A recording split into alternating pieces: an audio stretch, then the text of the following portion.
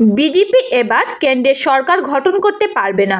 কাঠিগড়া তারিণীপুরে অনুষ্ঠিত এক নির্বাচনী সভায় বক্তব্য রাখতে গিয়ে এমন মন্তব্য করেন পশ্চিমবঙ্গের মন্ত্রী সিদ্দিকুল্লাহ চৌধুরী। আর রাজ্যসভার সাংসদ সুস্মিতা দেব বললেন, ইন্ডিয়া জোট সরকার গঠন করলে মমতা বন্দ্যোপাধ্যায় হতে পারেন প্রধানমন্ত্রী। আমাদের কাছে দুজনের বক্তব্য রয়েছে, আমরা আপনাদের দুজনের বক্তব্য শোনাবো। তার আগে আমাদের ইউটিউব চ্যানেল সাবস্ক্রাইব করার অনুরোধ করছি। এবার শুনুন বক্তব্য। আল্লাহর উপর ভরসা করে কথা আপনাদের সামনে আমি বলতে চাই, আগামী 24-এর নির্বাচন দিকে দিকে হচ্ছে, বিজেপি কেন্দ্রীয় সরকার আসতে পারবে না।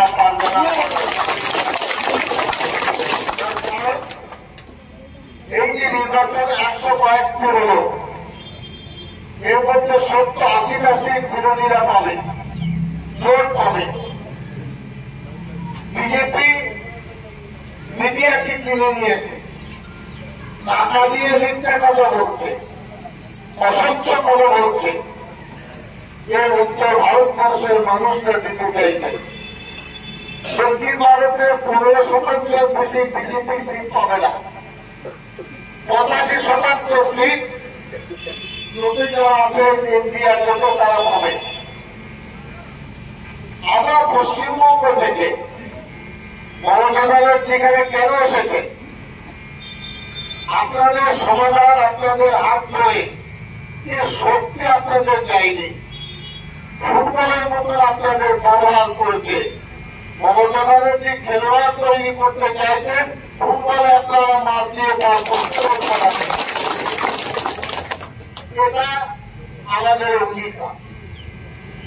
সুস্মিতা লড়াকমে রাজস্থান একবারের এমপি, যথেষ্ট তার তিক্ত অভিজ্ঞতা আছে। আপনাদের ভোট আপনাদের দিতে হবে। এই প্রতিবাদ ভারতবর্ষের মানুষ করছে এবং করবে। অত্যন্ত দুঃখের সঙ্গে বলতে হবে যে ভারতবর্ষকে বিজেপি সরকার বিক্রি করে দিয়েছে। পেট্রোলিয়াম, এয়ারপোর্টের বেশ কিছু অংশ, রেলওয়ে, এ সমস্ত সম্পদ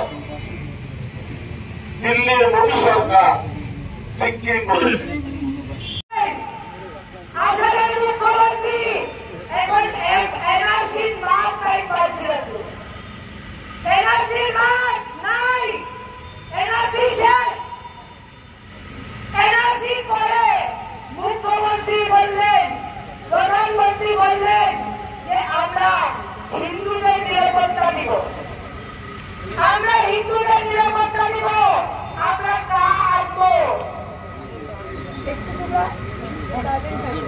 আমরা কাটবো। 4 বছর আসবো না। এখন যখন এসছে, হিন্দু মানুষ বুঝতে পেরেছে যে একটা ললিপপ। তার মধ্যে কিনা আছে জানেননি আপনারা? তার মধ্যে লেখা আছে যে কাজ করতে হলে বাংলাদেশের কাগজ লাগবে, বাংলাদেশের রেশন কার্ড লাগবে, বাংলাদেশের পাসপোর্ট লাগবে। এখন হিন্দু মানুষও বুঝতে পারছে যে কা হাওয়া হয়ে গেছে।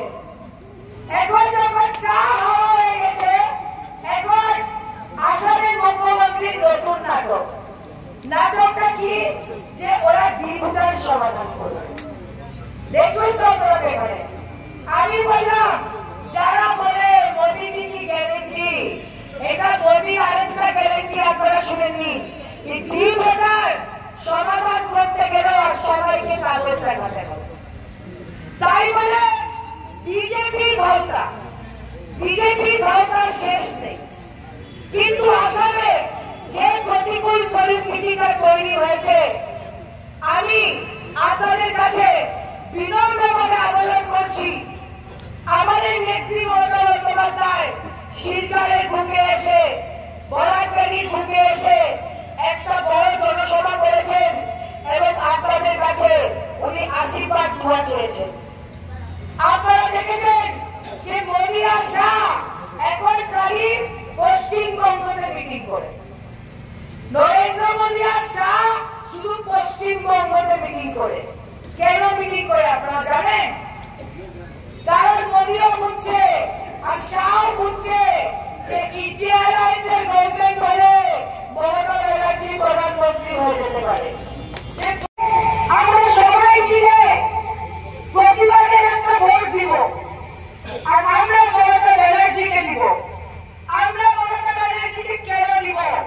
কারণ আপনারা দেখে নিলেন আগামী 5 বছর আসামে যদি বিজেপির সঙ্গে কেউ টক্কর দেওয়ার ক্ষমতা রাখে, সেটা হলো তৃণমূল কংগ্রেস। কংগ্রেস পারবে না।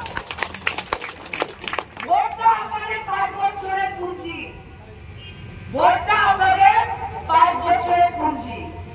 যেখানে জমা দিবেন ওই মানুষটা 5 বছর থাকবে, আর কেউ থাকুক বা না থাকুক সুস্থতা দেখতে থাকবে। এতটুকু বিশ্বাস তো আমার উপরে আছে। বিশ্বাস আছে তো? আছে তো? জুড়ে বলেন আছে তো?